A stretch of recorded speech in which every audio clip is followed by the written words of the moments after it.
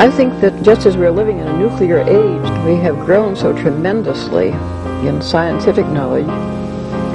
It doesn't seem too much to say that men can begin to awaken to the fact that they haven't grown enough spiritually and haven't recognized their spiritual capacities.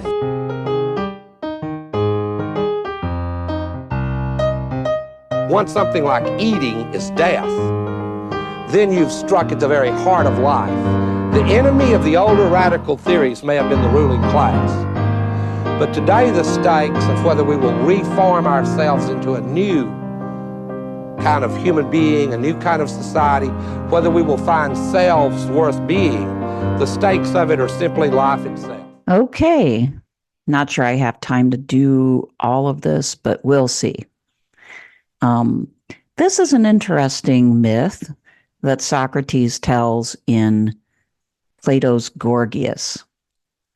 Gorgias is about whether democracy, among other things, it's about whether democracy has any value, what are the problems with democracy. So it's a great dialogue all around for us. But at the end of this dialogue, Socrates is talking to Callicles, who's a very sort of recalcitrant individual, not buying what Socrates is selling in the way of, you know, the goodness of justice and doing the right thing and things like that.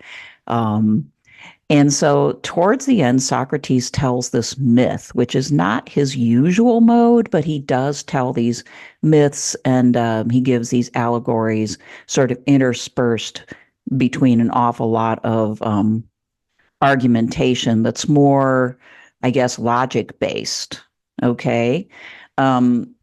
This particular story has elements of heaven and hell, or sort of recognizes heaven, hell, and maybe purgatory, Christian concepts that Plato wouldn't have known about, but that early Christians could kind of say, hey, even Plato knew about this, or had, you know, a foreshadowing of insight into this.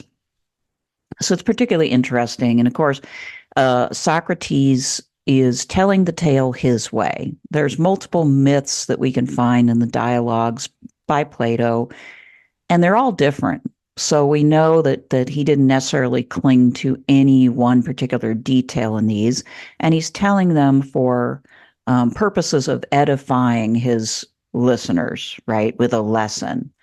All right, so I'm going to go ahead and read this, and hopefully you'll see some elements in it that are somewhat recognizable.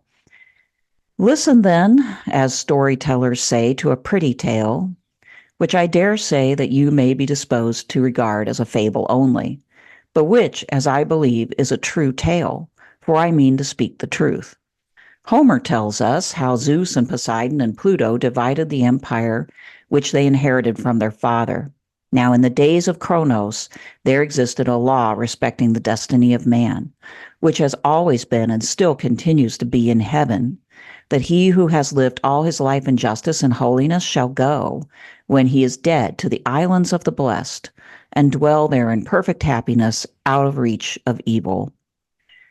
But that he who has lived unjustly and impiously shall go to the house of vengeance and punishment, which is called Tartarus.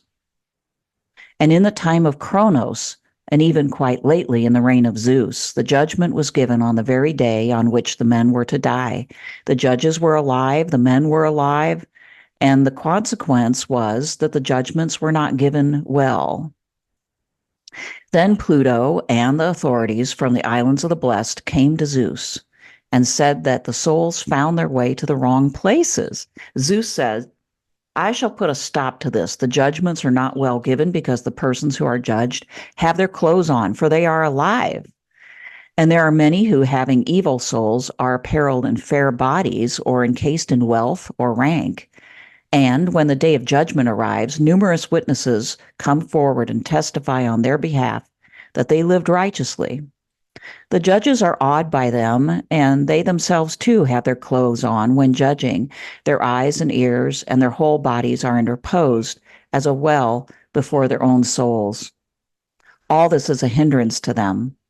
There are the clothes of the judges and the clothes of the judged. What is to be done?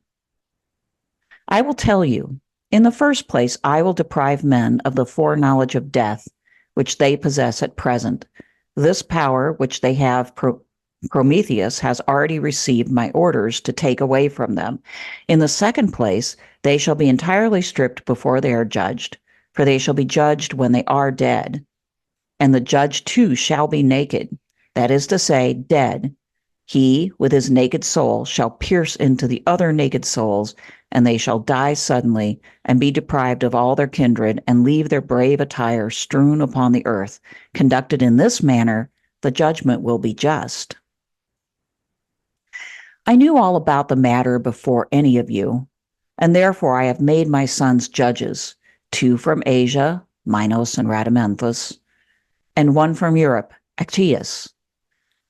And these, when they are dead, shall give judgment in the meadow of the parting of the ways, whence the 2 roads lead, one to the Isles of the Blessed and the other to Tartarus.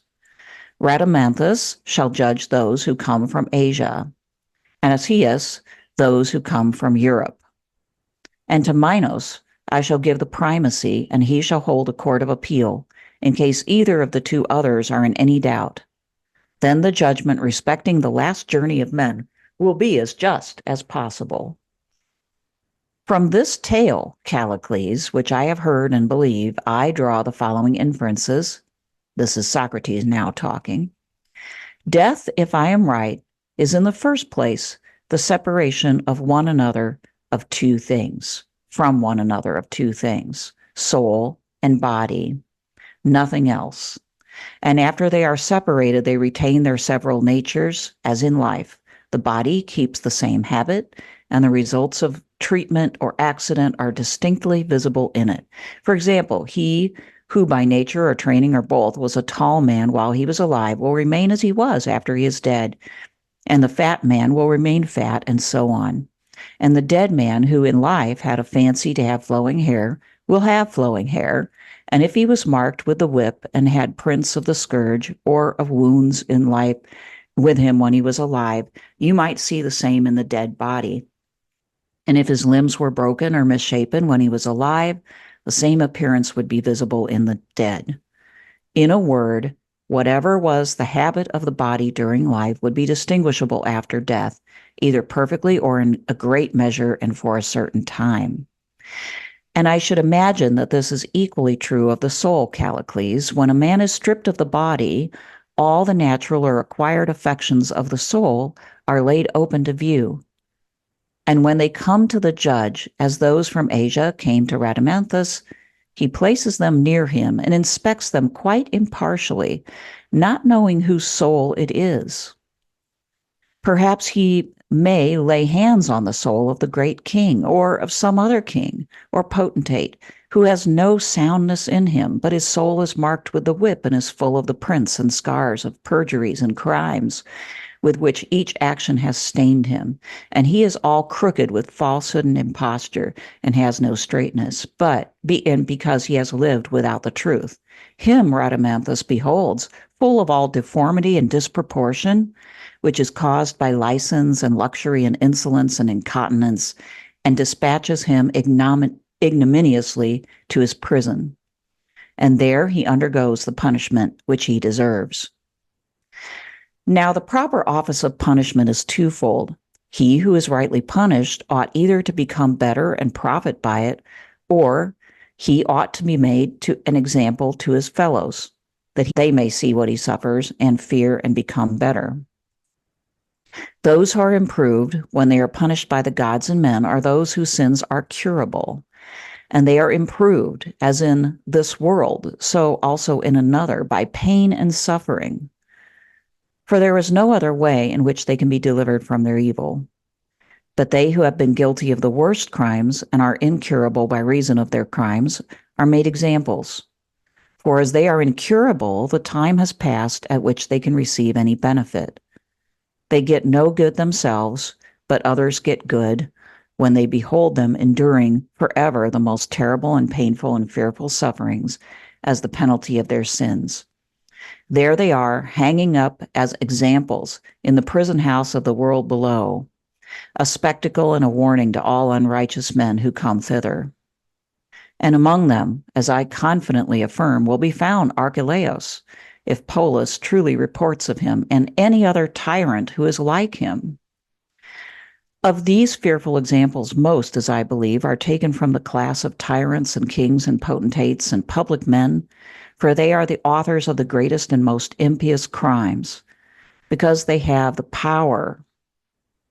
And Homer witnesses to the truth of this, for they are always kings and potentates whom he has described as suffering everlasting punishment in the world below, such as were Tantalus and Sisyphus and Titius. But no one has ever described Thersites or any private person who was a villain as suffering everlasting punishment or as incurable. For to commit the worst crimes, as I am inclined to think, was not in his power, and he was happier than those who had the power. No, Callicles, the very bad men come from the class of those who have power. And yet in that very class there are many good men that arise, and worthy of all admiration they are. For where there is great power to do wrong, to live and to die justly is a hard thing, and greatly to be praised. And few there are who attain to this. Such good and true men, however, there have been and will be again at Athens and in other states who have fulfilled their trust righteously. And there is one who is quite famous over all of Hellas, Aristides, the son of Lysimachus. But in general, great men are also bad, my friend. As I was saying, Rhadamanthus, when he gets a soul of the bad kind, knows nothing about him, neither who he is, nor who his parents are. He knows only that he has got hold of a villain, and seeing this, he stamps him as incurable or curable, and sends him away, either to Tartarus, whither he goes and receives his proper recompense, or, again, he looks with admiration on the soul of some just one who has lived in holiness and truth. He may have been a private man or not, and I should say, Callicles, that he is most likely to have been a philosopher who has done his own work and not troubled himself with doings of others in his lifetime. Him Rhadamanthus sends to the islands of the blessed. Asius does the same. And they both have scepters and judge, but Minos alone has a golden scepter, and he is seated looking on, as Odysseus in Homer declares that he saw him, holding a scepter of gold, and giving laws to the dead. Now I, Callicles, am persuaded of the truth of these things, and I consider how I shall present my soul, whole and undefiled, before the judge in that day. Renouncing the honors at which the world aims, I desire to know only the truth, and to live as well as I can, and when I die, to die as well as I can. And to the utmost of my power, I exhort all other men to do the same.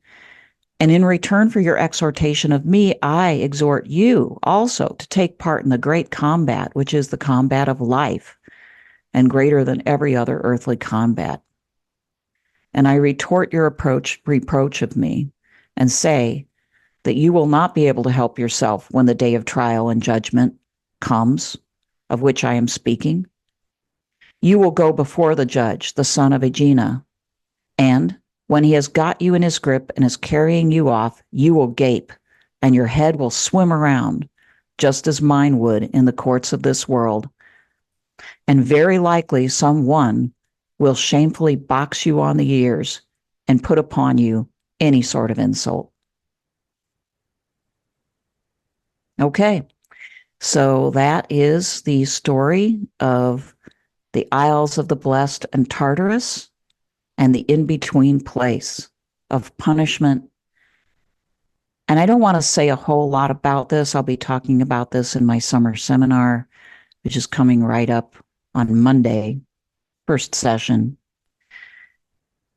But I think that you see a lot of elements here, and that do tie into the development of Christian theology. The thing that struck me immediately as a Catholic was that Socrates imagines a place of temporary punishment or purgation and keeps most people out of everlasting hell, although it does appear that kings and potentates might end up there more frequently. But you also see sort of another answer to Glaucon's Ring of Gyges question. Why should a just man continue to be just regardless of how he's treated when, wealthy and powerful people are treated extremely well, oftentimes in their life.